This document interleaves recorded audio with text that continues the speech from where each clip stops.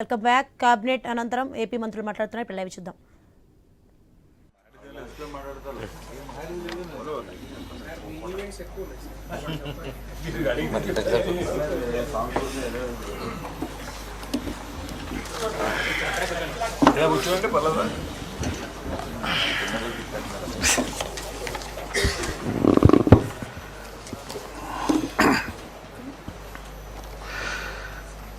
క్రమం తప్పకుండా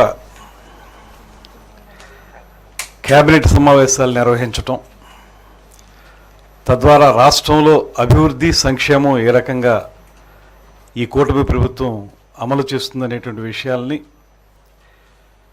కేబినెట్ సహచరులతో చర్చించి ఒక ప్రజాస్వామిక విధానంలో రాష్ట్రంలో పరిపాలన కొనసాగిస్తున్నటువంటి విధానాన్ని మీరందరూ కూడా గమనిస్తూనే ఉన్నారు. మీ ద్వారా ప్రజలందరూ కూడా తెలుసుకుంటూ ఉన్నారు.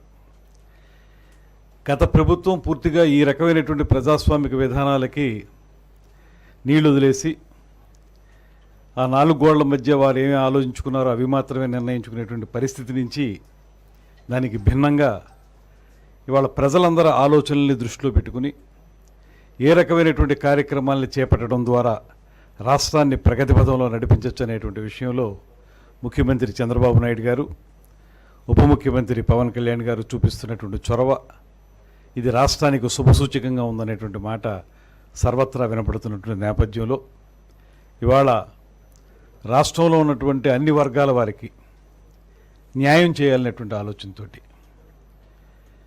అవకాశాలు లభించక వెనకబడిపోతున్నటువంటి వర్గాల వారు ఎవరైతే ఉన్నారో వారికి సరైనటువంటి అవకాశాలను కల్పించడం ద్వారా సమాజంలో వారిని సమున్నత స్థానంలో కూర్చోబెట్టాలనేటువంటి ఆలోచనకి శ్రీకారం చుట్టినటువంటి వ్యక్తి శ్రీ చంద్రబాబు నాయుడు గారు.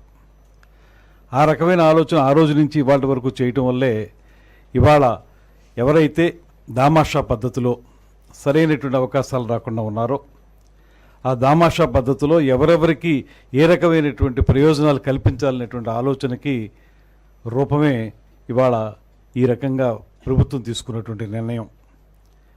దీని ద్వారా అన్ని వర్గాల వారికి కూడా అవకాశాలు కల్పించాలని, అన్ని వర్గాల వారిని సమానంగా చూడాలని, దాంతోపాటు ఎవరికి అన్యాయం జరగకూడదనేటువంటి ఆలోచనలో ఈ ప్రభుత్వం ముందుకెళ్తూ ఉంది.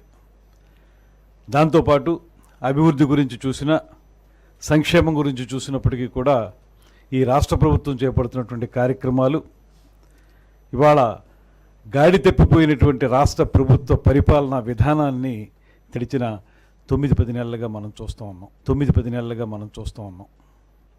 ఎక్కడా కూడా నియంతృత్వమే తప్పితే, కక్ష సాధింపు తప్పితే మరో రకమైనటువంటి ఆలోచన చేయనటువంటి ఆ ప్రభుత్వానికి ఇవాళ ఇక్కడ అందరికీ న్యాయం చేయాలనేటువంటి ఆలోచనతో అందరినీ సమాన భాగస్వాములు చేస్తూ ప్రజాస్వామికంగా నడుపుతున్న పరిపాలనా విధానానికి తేడాని స్పష్టంగా ప్రజలు కూడా గమనించాలనేటువంటి మాటని ఈ సందర్భంగా మనవి చేస్తున్నాను. దాంతోపాటు ఇంత రెగ్యులర్గా జరుగుతున్నటువంటి సమావేశాల వల్ల, కేబినెట్ సమావేశాల వల్ల ప్రజల యొక్క ఆలోచనలకి దర్పణం పట్టేటువంటి అవకాశం కనబడుతూ ఉంది. దాని ద్వారా కేబినెట్లో చర్చించి ప్రజలకు అవసరమైనటువంటి అంశాలని విధాన రూపకల్పన చేయడానికి కూడా ఎంతగానో దోహదం పడుతున్నటువంటి సందర్భాన్ని గుర్తు చేస్తూ, అదేవిధంగా ఒక పక్కన పర్యాటక రంగం కానీ, అదేవిధంగా పర్యావరణం కానీ, ముఖ్యంగా గ్రామీణాభివృద్ధి కానీ, అదేవిధంగా కొత్తగా తీసుకొచ్చినటువంటి ఈ రైతులు ఎవరైతే వారి ధాన్యాన్ని అమ్ముతున్నారో దానికి సరైనటువంటి సమయంలో సరిగ్గా వారి ఖాతాల్లోకి డబ్బు వెళ్ళేటువంటి విధానం కానీ మనందరం చూసాం. గతంలో నెల, 2 నెలలు, 3 నెలలు, 4 నెలలు, సంవత్సరం అయినా కూడా రైతుల ఖాతాల్లో డబ్బులు పడినటువంటి ఆ నేపథ్యం నుంచి ఇవాళ చూస్తే 48 గంటల్లోనే వారు అమ్ముకున్నటువంటి ధాన్యానికి డబ్బులు ఇచ్చేటువంటి పరిస్థితి ఇవాళ ఈ రాష్ట్రంలో ఉంది. అందుకే వాళ్ళ టార్గెట్లు కూడా పెరిగిపోతూ ఉన్నాయి. జిల్లాలకి 2000, 3000 మెట్రిక్ టన్నులు టార్గెట్ పెడితే అవి ఇంకా పెరిగిపోవడానికి కారణం ఏంటంటే ప్రభుత్వం యొక్క పనితీరు. ప్రభుత్వం స్పష్టంగా 2 రోజుల్లోనే వారు అమ్ముకున్నటువంటి ధాన్యానికి డబ్బు ఇచ్చేటువంటి కార్యక్రమాలు, నాణ్యమైన ఎరువులు ఇచ్చేటువంటి కార్యక్రమం, వాటితో పాటు ప్రత్యామ్నాయంగా సహజ సిద్ధమైనటువంటి ప్రకృతి వ్యవసాయాన్ని పెంపొందించడం, ఇవన్నీ చూస్తే ఈ ప్రభుత్వం ఒక కొత్త పుంతలు తొక్కుతుందనేటువంటి మాట కూడా అందరిలోనూ వినపడతా ఉంది. ఈ నేపథ్యంలో ఒకటే మేము మనవి చేస్తున్నాం, ఇవాళ అందరికీ ఆమోదయోగ్యమైనటువంటి పరిపాలన అందిస్తున్నటువంటి నేపథ్యంలో దయచేసి ప్రతిపక్షంలో ఉన్నటువంటి వారు గతంలో ఎటు చేయలేదు, ఈ రాష్ట్రంలో ఏ రకమైన అభివృద్ధి చేయలేదు, ప్రజాస్వామ్యాన్ని కూని చేశారు. ఇవాళ ప్రజాస్వామ్యయుతంగా నడుస్తున్నటువంటి ఈ ప్రభుత్వం మీద ఏదో రకంగా బురద జల్లాలనేటువంటి ఆలోచనతోటి మనుషుల్ని వర్గాలుగా విభజించి, మతాల పరంగా విభజించి, కులాల పరంగా విభజించి, మతానికి ఒకళ్ళ చొప్పున ఒక రకమైనటువంటి కార్యక్రమాన్ని ఏర్పాటు చేసి ఏదో రకంగా దుమ్ము వేయాలనేటువంటి ఆలోచన చేస్తున్న ప్రతిపక్షాన్ని ప్రజలందరూ కూడా గమనిస్తున్నారు. ఈ సందర్భంగా మీ ద్వారా ప్రజలకు కూడా తెలియజేసేది ఏంటంటే, ఇది ఒక సమన్వయంతో నడిచేటువంటి ప్రభుత్వం. 3 ప్రధానమైనటువంటి పార్టీలు రాష్ట్రంలో కలిసి ఒక అద్భుతమైనటువంటి సమన్వయంతో ముందుకెళ్తున్నటువంటి నేపథ్యంలో ఈ ప్రభుత్వాన్ని నడుపుతున్న ముఖ్యమంత్రి గారికి అన్ని కులాలని, అన్ని మతాలని ఎంత సమానంగా చూడాలో స్పష్టంగా తెలిసినటువంటి విధానం ఉంది. అందువల్ల మీరు ఎంత బురద జల్లాలనుకున్నా ప్రజలు ఇది విశ్వసించరు. అన్ని కులాలని, అన్ని మతాలని సమానంగా ముందుకు తీసుకెళ్ళగలిగేటువంటి కూటమి ప్రభుత్వం ఇది. ఈ కూటమి ప్రభుత్వం ద్వారా ఈ రాష్ట్రం పూర్తి స్థాయిలో ముందుకు వెళ్తుందనేటువంటి మాటను మరొకసారి తెలియజేసుకుంటూ, ప్రతిపక్ష నాయకులు మీరు ఎంత తలకిందులుగా తపస్సు చేసినా కూడా, ఏ రకంగా బురద జల్లాలన్నా కూడా, లేని విషయాలు ఉన్నట్లుగా భ్రమింపజేయాలని ప్రయత్నం చేసినా కూడా అవి మీ ఆటలు ఇంకా సాగవో, ఆ కాలం అయిపోయిందనేటువంటి మాటని తెలియజేసుకుంటూ సెలవు తీసుకుంటున్నాను.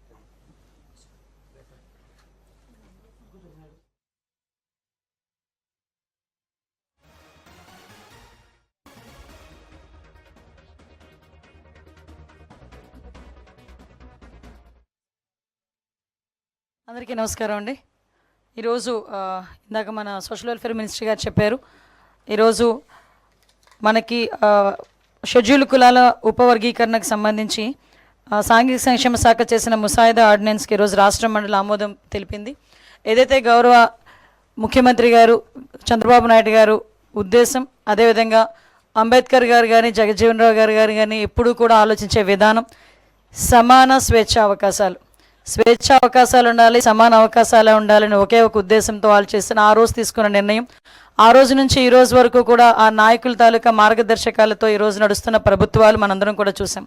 వాళ్ళ తాలూకా మార్గదర్శకాలని, వాళ్ళ తాలూకా దిశానిర్దేశాన్ని కూడా ఈరోజు ప్రజలకు అందజేయాలనే ఉద్దేశంతో గౌరవ చంద్రబాబు నాయుడు గారు తీసుకున్న ఈ నిర్ణయం, అదేవిధంగా సుప్రీంకోర్టు ఆర్డర్ ప్రకారం 1 మెన్ కమిటీ వేసే 1 మెన్ కమిటీ ఇచ్చిన రిపోర్టు ప్రకారం సుమారుగా చాలా రోజులు 13 జిల్లాలు కూడా కంబైన్డ్ జిల్లాలు తిరిగి ప్రతి ఒక్క కుల సంఘాలు వాళ్ళ తాలూకా అభిప్రాయాలు తీసుకొని ఈరోజు మాకు ఒక రిపోర్ట్ తయారు చేసి ఇచ్చారు. ఆ రిపోర్ట్ని కూడా ఒక 5 మెన్ కమిటీని ఏర్పాటు చేసిన గౌరవ ముఖ్యమంత్రి గారి ఆధ్వర్యంలో 5 మెన్ కమిటీని కూడా ఏర్పాటు చేయడం జరిగింది. 5 మెన్ కమిటీ ఇచ్చిన రిపోర్టుని బేస్ చేసుకొని ఆ రోజు మంత్రిమండలిలోని ఒకసారి మనం అందరం దానికి ఆమోదం పొందాం. అది మళ్ళీ కేంద్ర ప్రభుత్వం దగ్గరికి వెళ్ళి మళ్ళీ తిరిగి ఆర్డినెన్స్ రూపంలో వచ్చిన తర్వాత ఆ ఆర్డినెన్స్ని కూడా ఈరోజు రాష్ట్ర మంత్రిమండలి ఈరోజు ఆమోదం పొందడం అనేది నిజంగా చాలా మంచి పరిణామం కింద భావించాలి. ఇందాకే సార్ చెప్పారు, అందరికీ కూడా స్వేచ్ఛ, సమానత్వ అవకాశాలు రావాలి అని ఒకే ఒక ఉద్దేశంతో ఎంతో వెనుకబడిపోయిన రెల్లి కులస్తులు లాంటి కులస్తుల్ని కూడా ఈరోజు 1% రిజర్వేషన్ ఇచ్చి వాళ్ళకి కూడా అన్ని ఉద్యోగ అవకాశాలు, ప్రమోషన్స్లోని కూడా వాళ్ళకి అవకాశాలు ఇవ్వాలని ఒక మంచి ఉద్దేశం. అదేవిధంగా మిగతా ఉపకులాలకు సంబంధించి ఓవరాల్గా 59 ఉపకులాల్లోని కూడా అందరికీ కూడా సమాన అవకాశాలు రావాలని ఈరోజు మంత్రిమండలి తీసుకున్న నిర్ణయాన్ని స్వాగతిస్తూ ప్రజలందరికీ కూడా తెలియజేయడం అయింది. అదేవిధంగా మీ అందరికీ తెలిసింది, ఇది పాత సెన్సస్ 2011 సెన్సస్ ప్రకారం రాష్ట్రాన్ని ఒక యూనిట్గా తీసుకోబడింది. చాలా సంఘాల నుంచి కొన్ని రిప్రజెంటేషన్స్ రావడం వల్ల గౌరవ ముఖ్యమంత్రి గారు కూడా మళ్ళా సెన్సస్ అయిన వెంటనే దీన్ని జిల్లాలకు ఒక యూనిట్గా చేసుకొని కూడా చేయడానికి సిద్ధంగా ఉన్నామని ఇప్పటికే సభలోని ప్రకటించారు, అసెంబ్లీలోని గౌరవ ముఖ్యమంత్రి గారు ప్రకటించడం జరిగింది. దానికి కూడా ఈరోజు ఎన్డీఏ గవర్నమెంట్ చిత్తశుద్ధితో కట్టుబడి ఉన్నామని మాత్రం మేము తెలియజేసుకుంటున్నాం.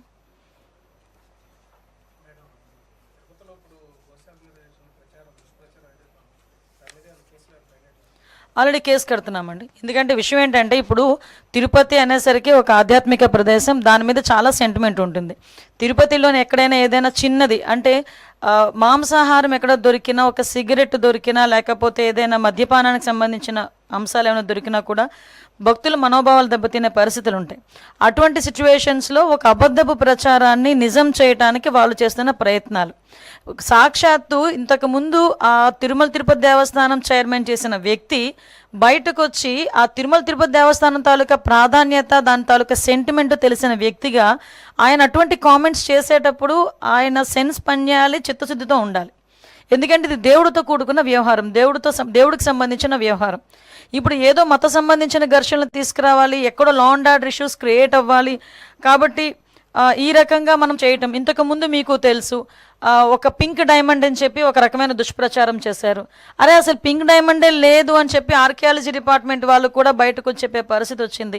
అంటే ఏదో రకంగా తిరుమల తిరుపతి దేవస్థానం అంటే ప్రజల సెంటిమెంట్, దాని మీద ఒక బురద జల్లితే గవర్నమెంట్కి చెడ్డ పేరు వస్తుంది, దానివల్ల పూలన మత ఘర్షణలు తీసుకురావచ్చు అని ఒక దురాలోచనతో వాళ్ళు చేస్తున్న కామెంట్స్ తప్పించి వీటిలో నిజం లేదు అని నిన్న నిజాలు ఈవో శ్యామలారావు గారు చాలా క్లియర్గా చెప్పారు.